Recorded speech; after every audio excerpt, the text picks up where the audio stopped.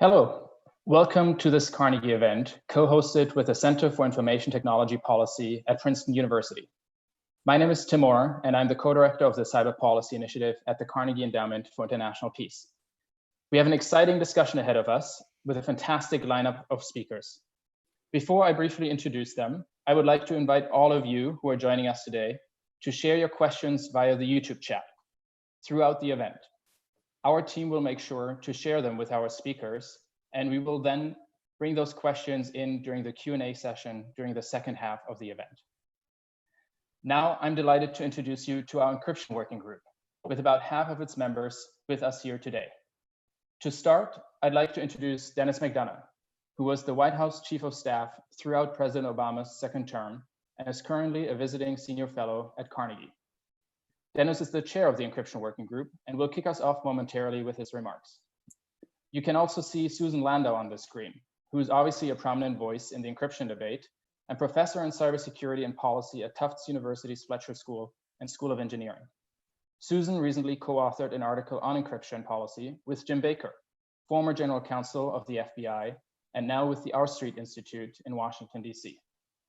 Other members of the group with a national security background include Avril Haines, who served as assistant to the president and principal deputy national security advisor to President Obama, and is now the deputy director of Columbia World Projects at Columbia University, as well as Chris Inglis, former deputy director of the NSA and a managing director at Paladin Capital Group. We are very pleased that Elisa Cooper was able to join the group, who serves as the chair of the IETF and is a fellow at Cisco Systems, as well as Ari Schwartz, who is managing director of cybersecurity services at Venable and previously served in the White House, and Harlan Yu, who is the executive director of Upturn, which advances equity and justice in the design, governance, and use of technology. We at Carnegie have been particularly grateful to Ed Felten for partnering with us on this project. Ed is a professor of computer science and public affairs and the founding director of Princeton University's Center for Information Technology Policy. He was previously the deputy US Chief Technology Officer in the White House Office of Science and Technology Policy.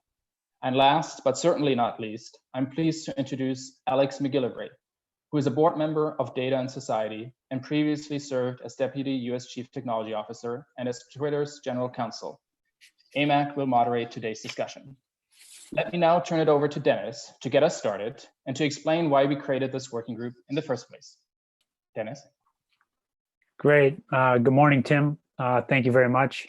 I want to welcome our audience joining the event from all corners of the globe and from across the US, of course. I want to thank, as I just did privately, I want to thank the Encryption Working Group members for all the time that they've dedicated to this effort, not only this morning, but over the course of the last 18 months. It's been a real joy to work with them, each of them whom I hold in really high regard, and many of whom I used to work with and miss dearly. So I'm really grateful to have the chance to work with them again. I want to just make a special shout out here to Tim Maurer, who you just heard from, and my colleague, Jenny Wang. Tim and Jenny, who have been doing a lot of the back room work here on the work of the Encryption Working Group, and without whom it would not have been possible. It's very encouraging that a group of this caliber and of such diverse perspective was able to come together on a paper that, at least in my mind, advances the encryption debate in a very useful way. And as I just said it to them privately, it's been a great privilege to hear their perspectives and to learn from them. Before our audience hears more details about the report, let me just share a few words about why we thought it was important to start this working group in the first place and about its purpose. When many of us left the government about 3.5 years ago now, there were a few topics that I felt like were unfinished business. Encryption policy was one of those issues. We had obviously seen a variety of sparks in this debate over the course of our 8 years, including pretty significant sparks. But after months of discussing it quietly with cabinet members from across the government, I felt like we had made some pretty decent progress. After I left the White House, Carnegie-Princeton University put together this working group because we thought we could continue to make that progress, and because encryption is such a pivotally important issue for our society. So over the past year and a half, we've released several papers, one on the future of user-controlled encryption, one on the impacts of quantum computing on the encryption debate, and individual briefs on the encryption debate in Australia, Brazil, the EU, China, India, and Germany. Last September, then, we released our consensus report, which is entitled Moving the Encryption Policy Conversation Forward. Our goals of the report have been to, one, promote a more pragmatic and constructive debate on encryption, two, identify areas where greater common ground may be possible, and three, propose more fruitful ways to evaluate impacts of proposed approaches. Now, we're going to present the report in more detail in just a minute. And after that, we all look forward to hearing directly from you with your Q&A. So thanks very much again for joining us. And let me turn it over to AMAC to take it from here. And I'm going to quickly pass the baton to Professor Landau to lead us off with some takeaways from the report. One thing I would say is that our hashtag is encryption next. And if you have a question, you can @reply Carnegie Cyber, and they will get that question into this group. Thanks all, it's been a blast. Thank you. Thank you. Am I on? So I want to start by saying I've been in many discussions on encryption going back the last 20, or encryption policy going back the last 20 or 25 years.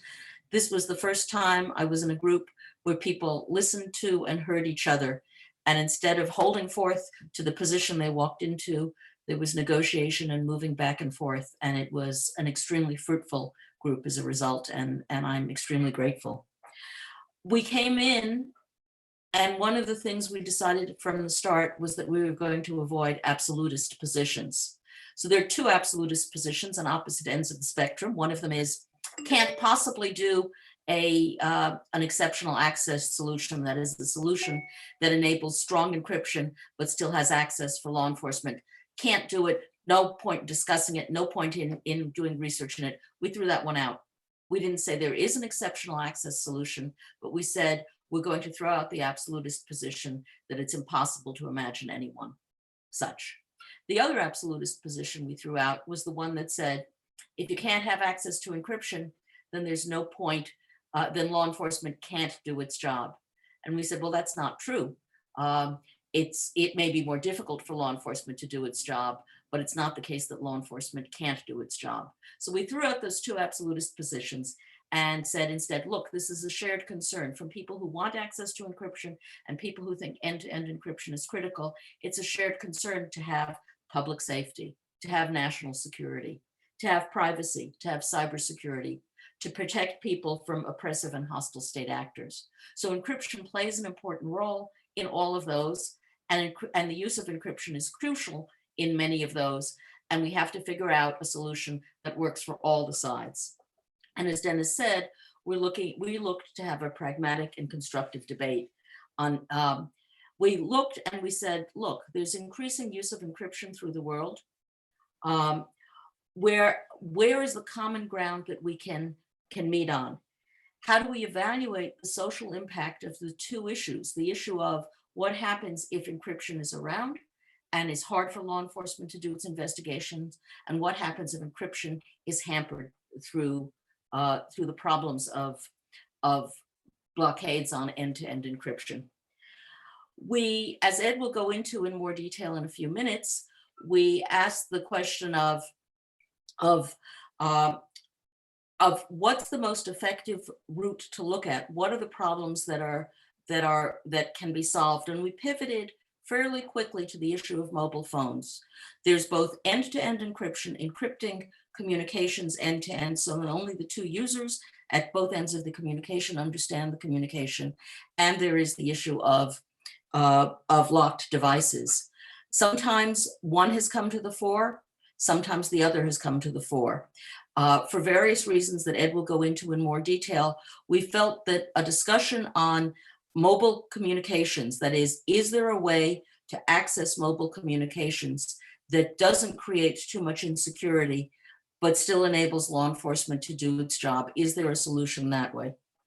And as we focused on that, we also made the point that, look, we're not saying there is a solution. We're saying, is there a technical solution that satisfies the public need? And if there is a technical solution, then there is time to think about what the law and policy solution should be. That is, first we need to look at whether or not there are technical solutions to solve the problem, and then we go to policy and legal ones. And our focus went to mobile phones. And now I'll turn to Ed, or actually to AMAC, and then to Ed to focus more on exactly how that we went there. Yeah, without further ado, Professor Ed Felten, who looks to be outside, so I'm very jealous. I am not outside, but I have a very nice Zoom backdrop. As Susan said, the group did not reach a consensus that there was any particular technical approach to exceptional access that would be viable, nor did we reach a consensus that such a thing could not exist. But one of the things that we found is that it is useful to narrow or focus the conversation by drilling down and sort of narrowing the scope of the conversation to particular use cases. And so the diagram which I've put up here via screen sharing, which also appears on page 9 of our report, shows how it is that what we concluded was the most fruitful way to narrow the discussion.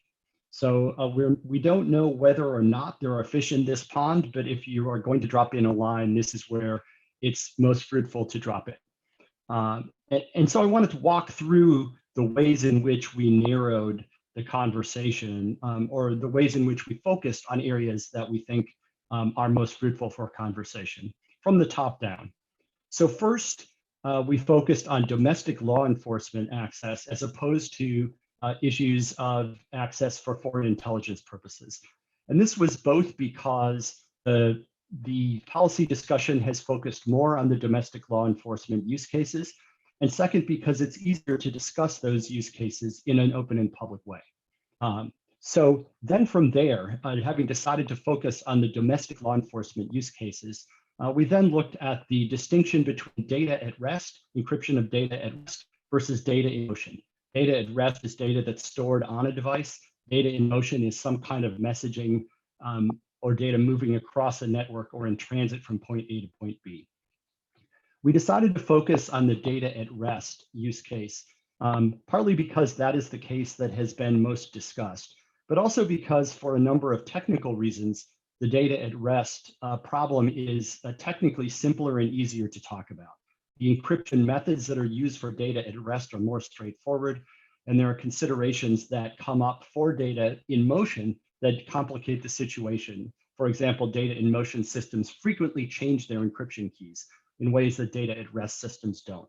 And so data at rest was from a technical standpoint, a much more narrow and constrained and technically less detailed use case.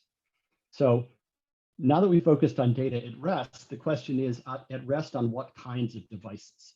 And we focused on mobile phones, again, because that is the area where the debate has mostly taken place, but also because there's a certain uniformity around the way that mobile phone-based systems are designed. For one thing, there are only 2 major technology platforms for mobile phones, Android and iOS or Apple, and that certainly helps narrow and focus the discussion. And then there's just less variety of different kinds of devices and different kinds of uses on mobile phones compared to all of the different kinds of devices that might communicate across a network. So having focused on mobile phones and data at rest, the next question was what kind of exceptional access technology or system we might look at. And here there are 2 major approaches, either code update, that is a system that tries to push to a targeted device an update to the device's software that would somehow punch through the encryption, versus escrow-based systems where the where information about a particular user's keys, encryption keys, are somehow escrowed or stored there so that they can be recovered later by law enforcement with when they have appropriate authorization. So escrow can happen either, the information can be escrowed either on the user's device, on the user's phone, or off the device. We focused on device because that posed fewer security problems, that the user's own control over their phone helped to protect their interest and would make abuses of the system more evident. And then finally, the last branch was, if the information is escrowed on the user's devices, are we looking at an approach that would require law enforcement to have physical access to the device, to have the device in their hands or in the lab? Or are we talking about a system where law enforcement can reach out remotely and collect the information for exceptional access remotely? And we chose to focus on physical control because our principles, which will be discussed in a few minutes, suggested that that we wanted to limit the potential abuse that a system might have if something went wrong or if it were deployed by an authoritarian government somewhere. And by requiring physical control, we make it more difficult for law enforcement to engage in blanket surveillance of the entire population, and we also provide an important safeguard against abuse. So this is the use case that we found most useful to discuss. There's more discussion of why we made these choices and what the implications of them are in our report. And with that, I will pass back to AMAC. Great, thank you very much, Ed. And on to Avril, who has some wonderful beams behind her that I hope are real. And Avril's going to talk a little bit about some of the principles that we thought were important in evaluating any potential solution. Yeah, and just to confirm, they are real, but it's just a small apartment in New York City. So there you go. Anyway, thanks so much. I also just want to thank people for, frankly, giving us their time today on what many would consider probably a dry issue, but I suspect everybody who has tuned in thinks it's as important as we do. I think, as others have noted repeatedly, and really as sort of Ed teed me up, even though we identified a particular scenario, the sort of, mobile phone encryption piece where you could have the most productive discussion, we took an unusual approach in the idea that we decided not to try to propose or endorse a specific technical solution or piece of legislation, but instead to focus in on what we saw as a necessary precondition to making a good decision about whether to pursue a particular approach to encryption. And that is by developing a framework for decision-making that incorporates a range of critically important and sometimes competing perspectives and interests, something that many of us in government, frankly, wish we'd had when we were trying to have discussions on these issues, as Dennis, identified at the beginning, and a framework that really includes core principles, which are what I'm going to focus on, to which any particular approach in mobile phone encryption should, in our view, adhere to. Principles that would, among other things, provide a guide for evaluating the different critical issues at stake when considering approaches to encryption under this scenario. And I'll quickly describe the sort of 8 principles that we identified in our report to give you a sense of their content. But many of them are pretty dense, and people should obviously feel free to ask questions and look at the report to dig in further on these issues. So the first one is law enforcement utility. Basically, any approach has to meaningfully and predictably address a legitimate law enforcement problem for it to be worth pursuing. And then second, we identified a principle on equity, that any approach should incorporate meaningful safeguards to prevent the approach from exacerbating existing disparities in law enforcement, including on the basis of race, ethnicity, class, religion, or gender. And then specificity. Any approach should only be useful for accessing the targeted mobile phone and should avoid, for example, master keys. And moreover, there should be no practical way to purpose the capability being employed for mass surveillance. Focus was our next one. Any approach should be designed so that it does not appreciably decrease cybersecurity for the public at large and is focused instead on the user's phone that is subject to legitimate law enforcement access. Then authorization, any approach should only be employed subject to a duly authorized legal process, such as a search warrant, for example. Limitation, the legal standards that law enforcement must satisfy in order to obtain authority to use the approach must promote an appropriately limited scope. So for example, one that's aligned with the severity of the crime and the particularity of the search. And then auditability. Any approach must be designed to enable auditing so that when a mobile phone is accessed, it's possible to audit and enable proper oversight of the approach, essentially, including eventually making the fact of the access transparent to the user, even if it has to be delayed for a period for other reasons. And last but not least, transparency, evaluation, and oversight. The use of any approach must be documented and publicly reported with sufficient rigor to facilitate accountability through ongoing evaluation and oversight by policymakers and the public.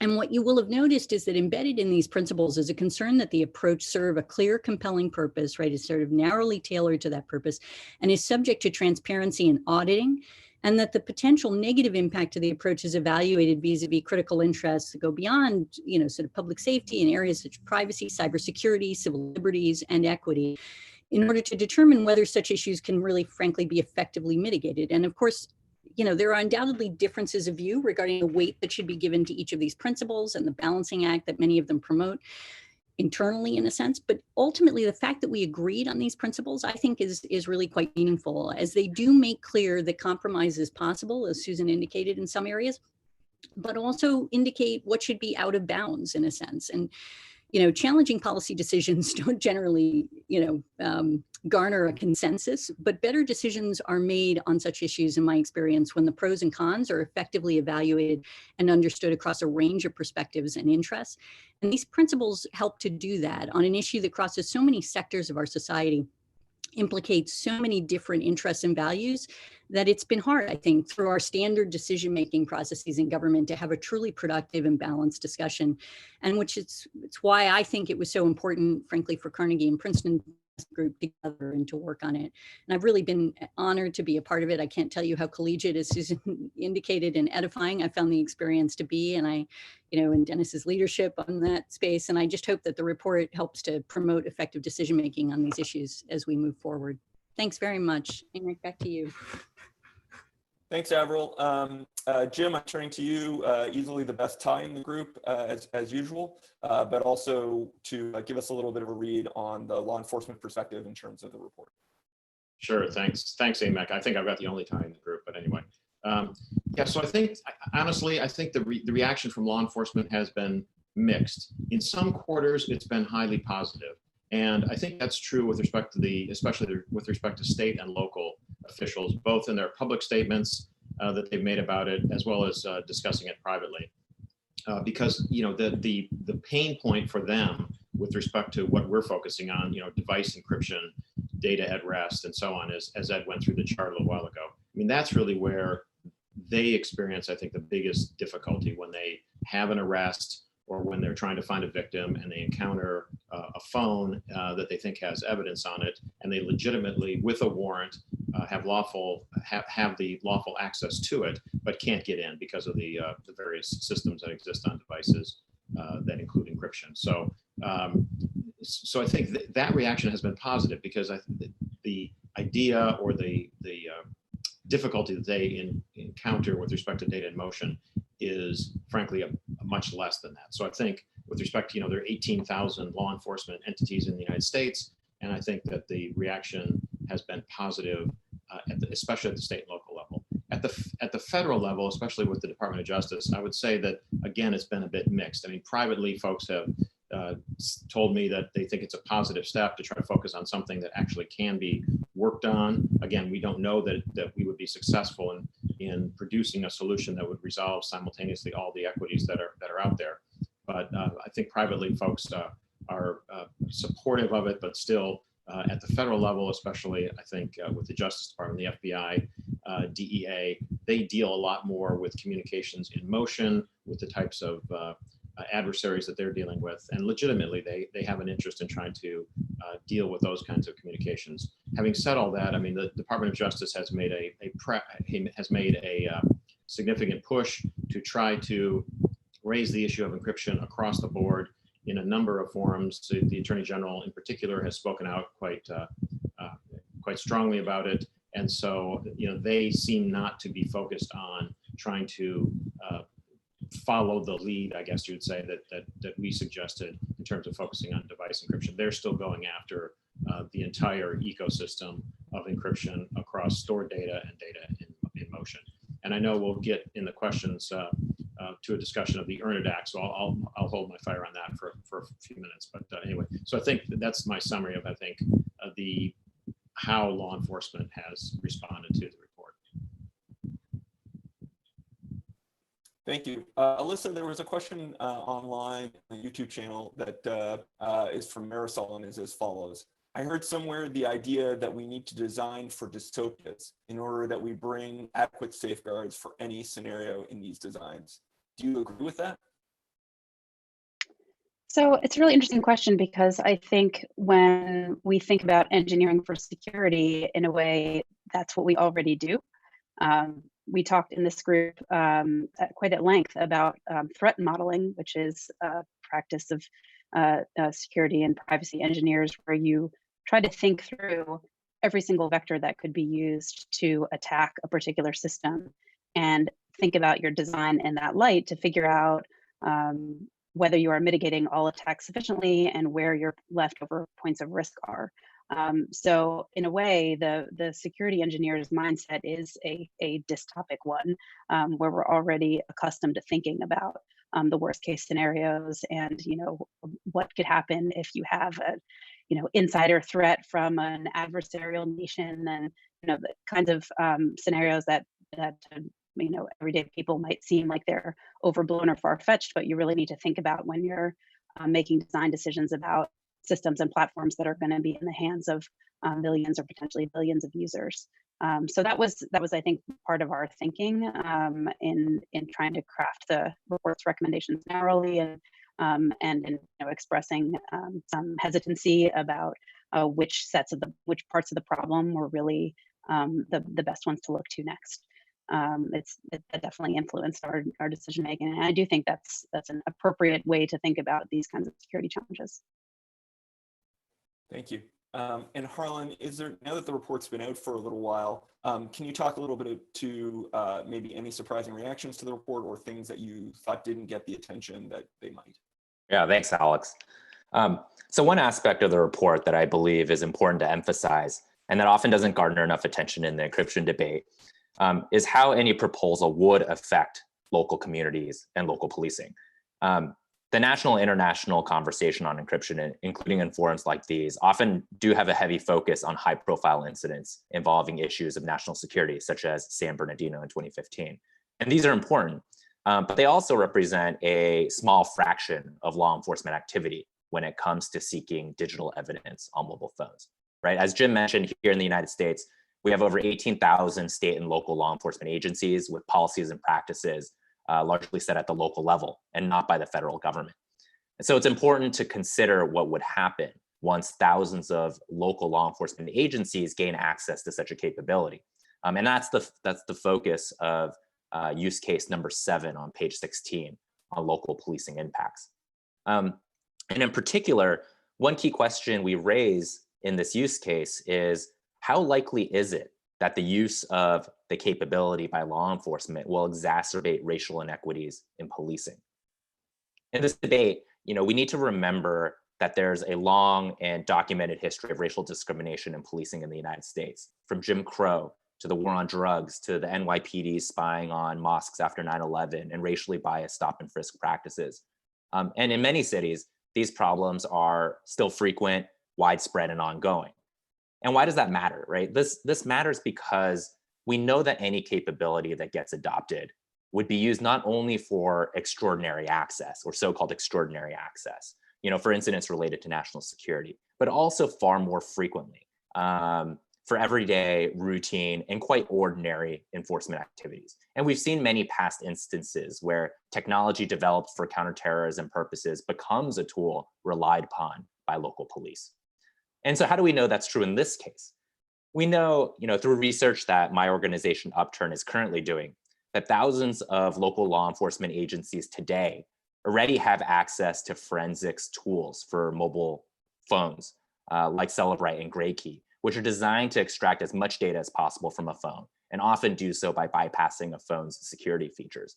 And we've been seeing local police departments use these tools for a wide range of offenses, including minor drug-related cases, and even cases involving graffiti and shoplifting.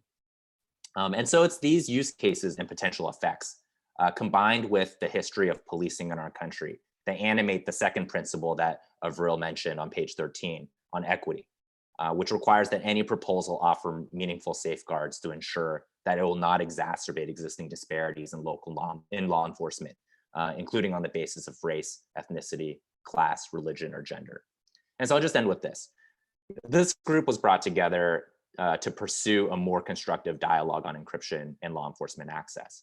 But a major ongoing hurdle to better dialogue is the lack of meaningful nationwide data about the law enforcement need, especially at the state and local levels. And without this kind of data, it's really challenging to weigh the costs and benefits of any proposal in a meaningful way, even before we get to the technical details. For instance, in local agencies across the country, how many encrypted phones can agencies successfully access today using existing tools and capabilities? How many remain encrypted, and what are the challenges? What kinds of cases are being pursued? Right? This lack of information is what motivated the research that we're pursuing at Upturn. And the public generally has very little insight into these details. And the report here calls out this problem at the bottom of page 6. And I think just from a policy perspective, this seems like relatively low-hanging fruit.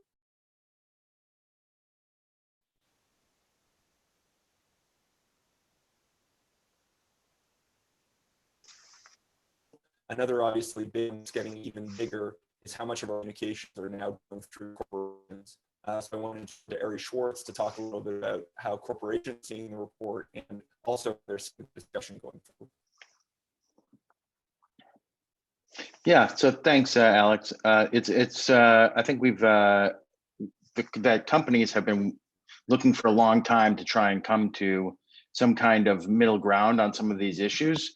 A lot of them work with law enforcement on a regular basis, but they also have the needs of their customers that are regularly to keep in mind. So I do think that the idea of not taking the extremes here for most of the tech companies it is probably where they are in at least from a management point of view.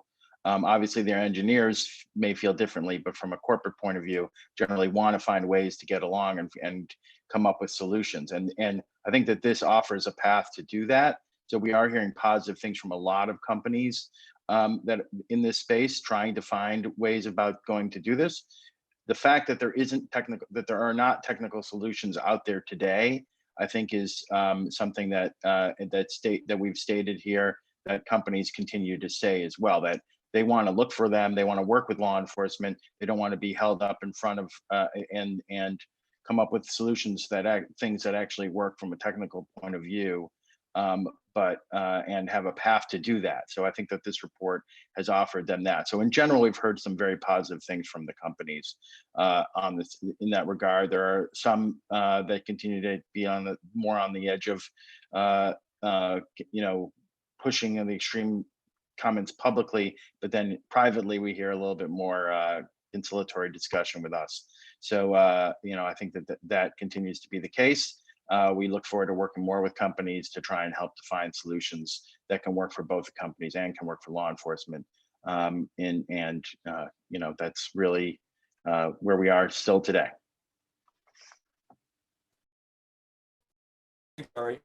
Chris, you've been following this debate for forever, and I would love your perspective on how the current coronavirus pandemic changes, if and what we have to look forward to as we are from home. Yeah, thanks, AMAC, and thanks to the Institute and the audience for teeing up what remains a most worthy discussion. But I think three things kind of COVID brings to this. One is distraction. This is clearly an issue that requires deep thinking and application of not just technology, but principles and good policy.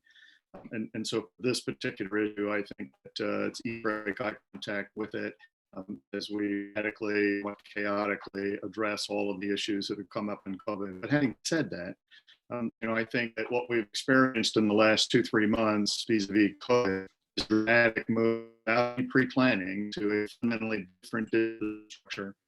Companies that had thought way ahead for purposes of agility and insurance I'm not imagining we've had COVID-19, but rather some other kind of catastrophe, have actually fared reasonably well when they kind of fought their way through how do we create security hand in glove with mission assurance based upon the ability to surge, the agile, like arguably 90% of corporate businesses or private individual business is being conducted on digital that lives in the homes, right, of the employees or the individuals of society, which goes back to this particular problem. We can take those principles that Avril laid out and by design apply those to some select case studies and prepare ourselves for a world where we need solutions. We can kind of pull solutions off the shelf because we've done the hard work and the focus.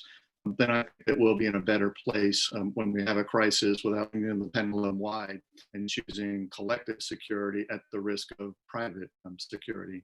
The third I would say is that there are any number of opportunities where governments, technologists come together in COVID-19, and we have an opportunity to either build or disrupt the trust that's going to be required for solutions in this encryption space. Contact tracing that comes up all the time. There are any number of very creative, innovative solutions that will allow you to use cell phones, smart devices to know who has had contact with somebody that may be at risk for COVID-19. To the degree that we pursue that for the benefit of protecting society, there might be a good in there, but it's not an unalloyed. We'll have to, at the same time, respect privacy, the individual sensitivities of people who don't perhaps want to have their location known, perhaps don't want to kind of get into the collective security at risk of security. If technologists thoughtful, if citizens get to exercise their voices and up with solutions for that very key problem that essentially work, I think that might be such that we can lift and shift that trust to events and issues like encryption debate.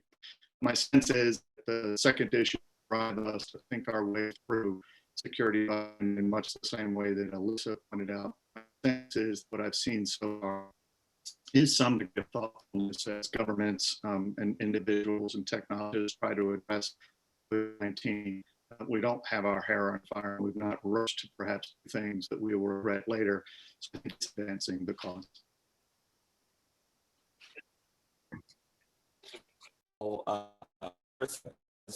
That we will try to develop future comments.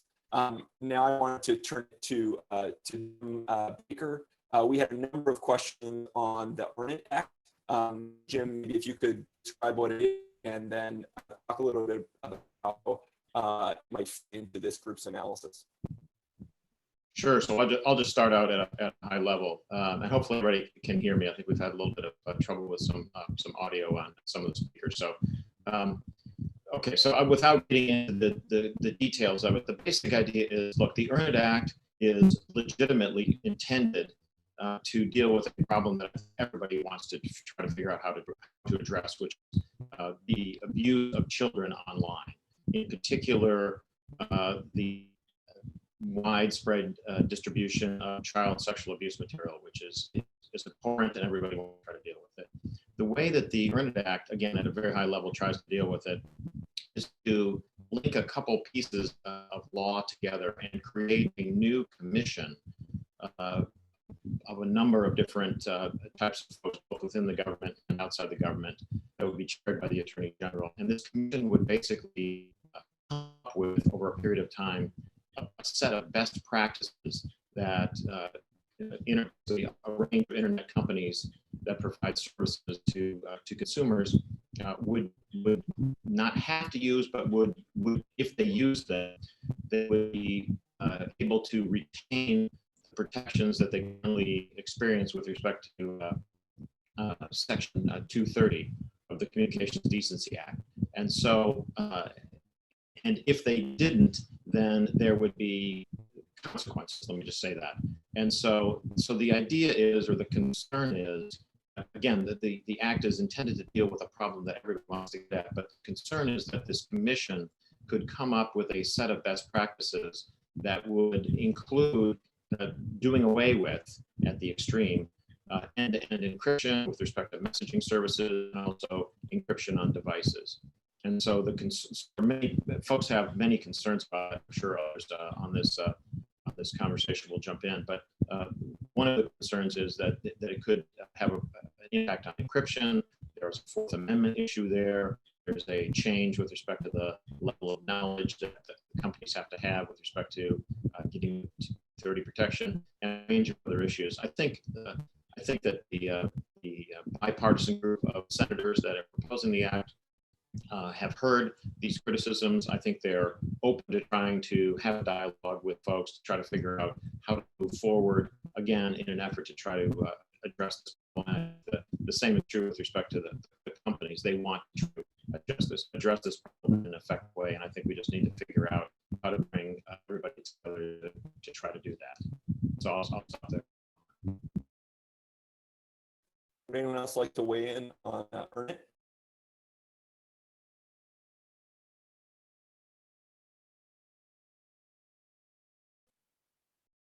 Shifted to more of a gallery view, moving more into the audience questions. The one thing that I would say about Ernest is that it doesn't seem to distinguish to do something broad and omnibus, all things, which is something that this group was against in our deliberation because it didn't allow enough consideration of more technical angles. I'm not sure if anybody else would like to talk a little bit about Ernest before we move to another audience question.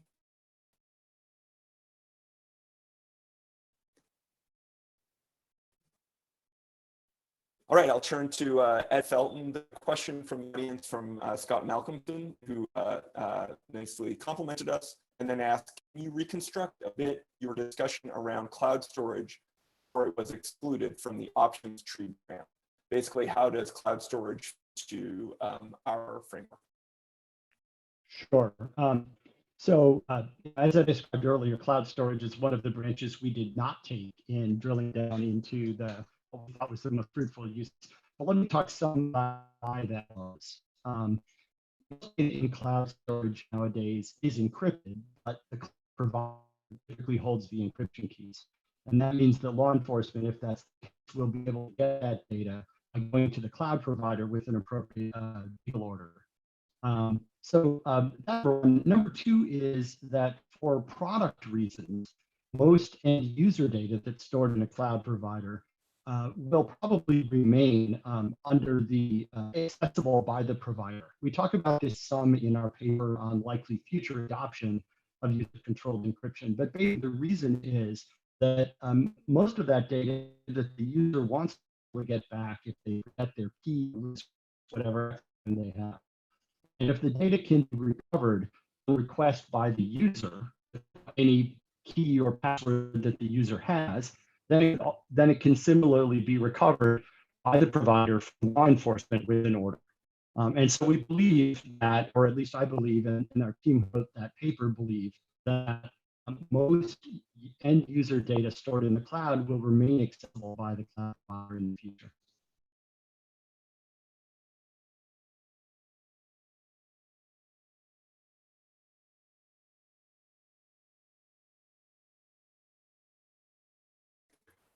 All right, next we had a question around international, and was wondering if anybody on the panel just wanted to volunteer to answer that question. How does the report interact with lots of different countries? And I see Chris raising his hand, and we'll try again. Yeah, I love the question. I'm sorry, about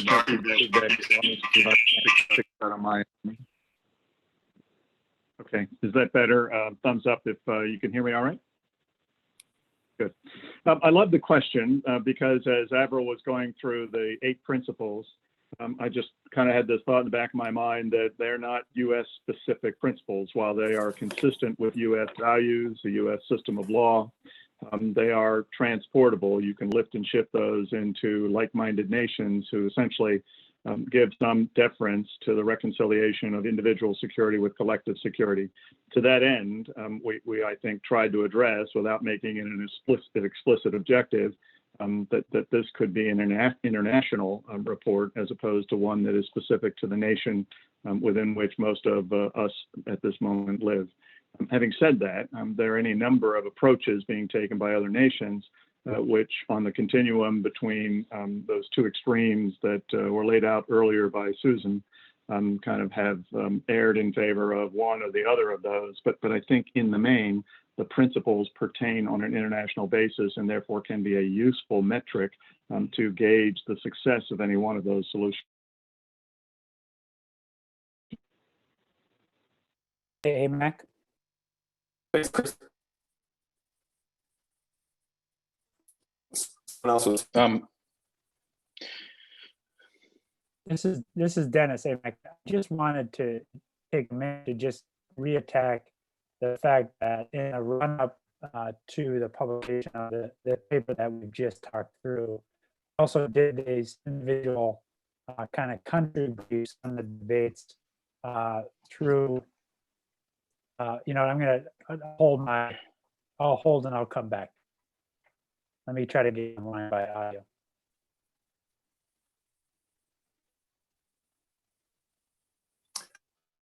Next up, the question, which is a group from the YouTube channel, which is there an ideal legal framework to balance the harms enabled by strong encryption against the harms posed by limited encryption? Constitutional issues, what is a more ideal legislative solution?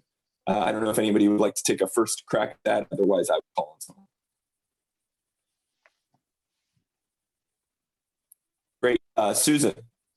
So if there were an ideal legislative solution, we probably would have suggested it and all gone home. The point is that it's a very knotty problem. And one of the things that we wrestled with over the months that we worked on this report is that there were not technical solutions that that resolved things in a way that pleased and satisfied the issues of public safety, national security, cybersecurity, privacy, protection against oppressive, hostile nation states. And so the question is, how do you balance? How do you see if there are even solutions at all? And what we came up with is, well, you first need to see whether or not there's a technical solution. Because if there are no technical solutions, let's say how to proceed. And I would say that the Australian solution is like that. A legal solution that has no technical ways of actually satisfying it doesn't work. And so we said, look, here's the pathway, as Ed lay out, here's the pathway to a potential technical solution.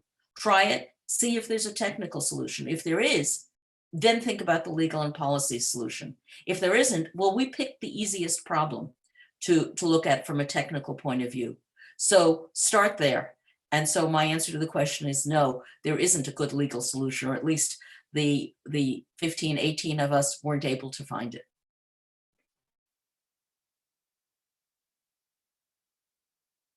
Jumping on kind of the embedded this question, that we didn't really think about the idea of limiting encryption. I think in general in this group, we were consensus all in favor of expanding the use and adoption.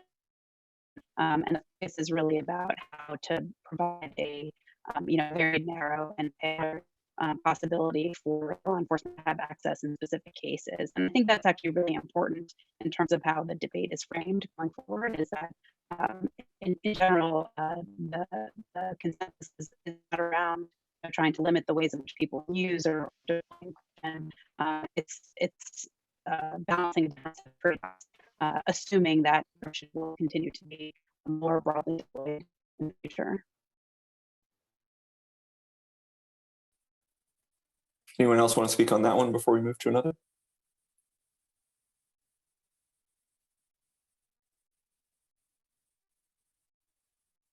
Great. So then the next question is also from the internet folks. And the question is, how do we prevent Android users from just installing an APK with better encryption? Not all platforms are completely locked down from the user. And perhaps Ed can give this one a start. Sure. In a sense, it's an easy question. It's not possible to prevent that. The possibility of users to have either no access to encryption or access to encryption with mandated exceptional access at the platform level, the possibility that they might install some other application level encryption capability on top of that that doesn't have exceptional access is an important aspect to this debate. It's one of the technical factors you have to take into account. That doesn't mean that the possibility of this ends the discussion, but it does mean that it's an important factor to take into account. And it's one of the reasons why we were skeptical of existing suggested tech.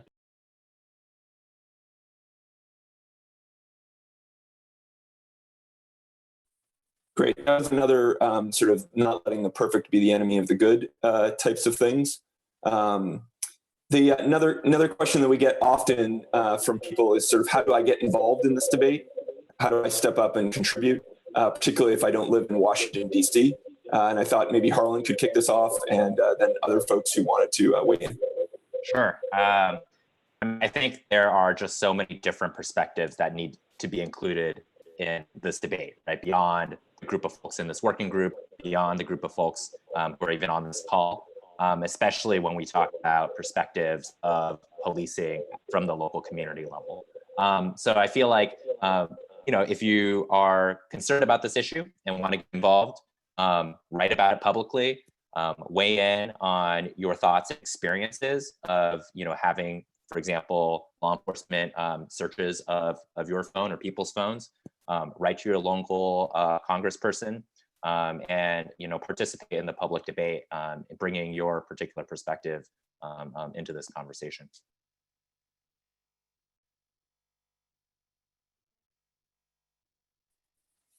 Great. Anyone else want to add anything to that?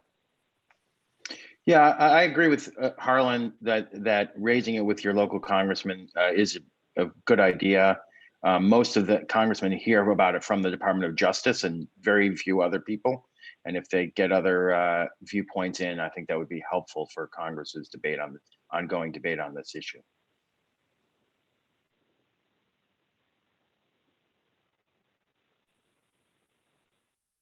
The other thing that I would say is certainly if you're an engineer, that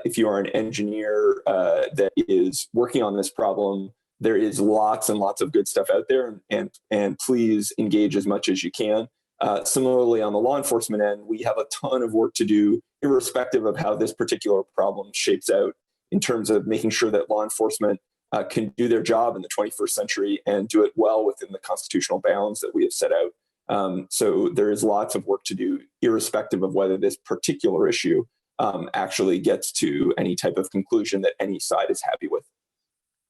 So we are just about out of time, and I wanted to flip it back to Tim Maurer, who's been our guide and leader here, to wrap up with both Tim and Dennis.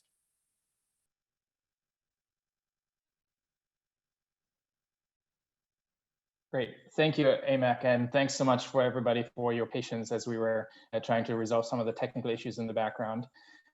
This has, I think, been a fascinating discussion, and you can find more resources on our website about the report, but also some of the other papers that we have published.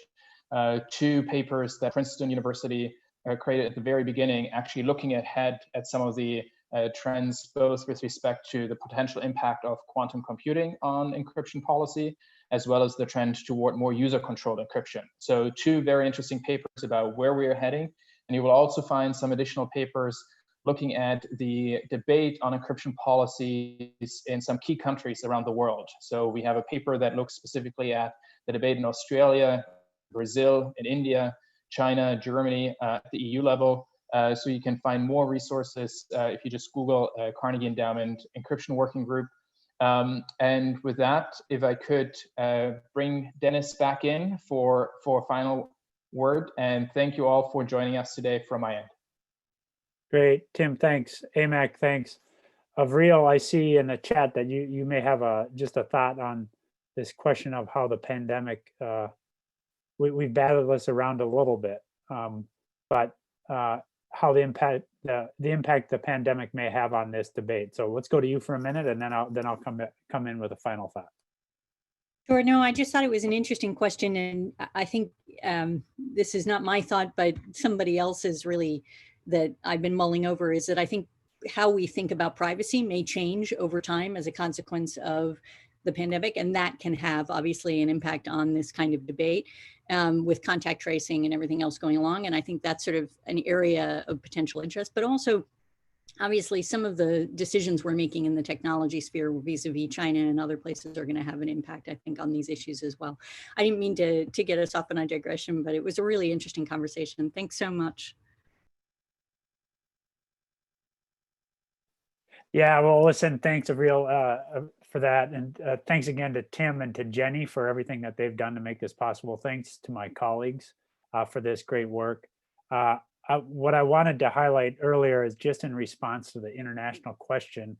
I think that I re-looked at the case studies we did on the countries that we've listed. I think those hold up pretty well. I think the EU in particular and Germany in particular is having an interesting debate on the last point that Avril made.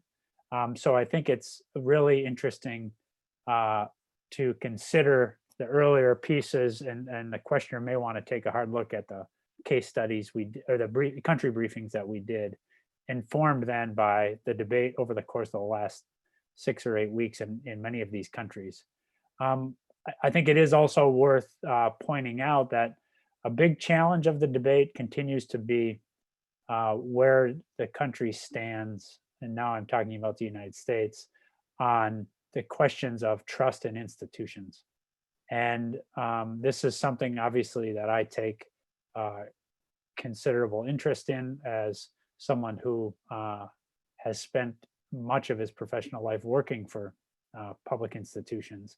And it pains me to no end to think that we've lost so much of that trust. So that's a challenge to policymakers and elected officials alike to get back to enjoying the public's earning and therefore them being able to enjoy the public's trust in the institutions. I think at the end of the day, and this is precisely why we thought it was important to do this group, was that at the end of the day, this group manifests the kind of attributes that I believe will restore trust in public institutions. Professionals dealing with issues transparently, not on basis of ideology, but on the basis of common interests and a belief in the common good. And I'm not going to overstate the impact of the paper, but I do think that we did have some small part in advancing this debate, and I look forward to continuing to work with this group going forward. So thanks again to my working group members. Thanks again to Jenny and to Tim. And then also thanks to all of you who dialed in to join us for the event. So stay well and stay healthy, everybody. Thanks again for your time. We're out here.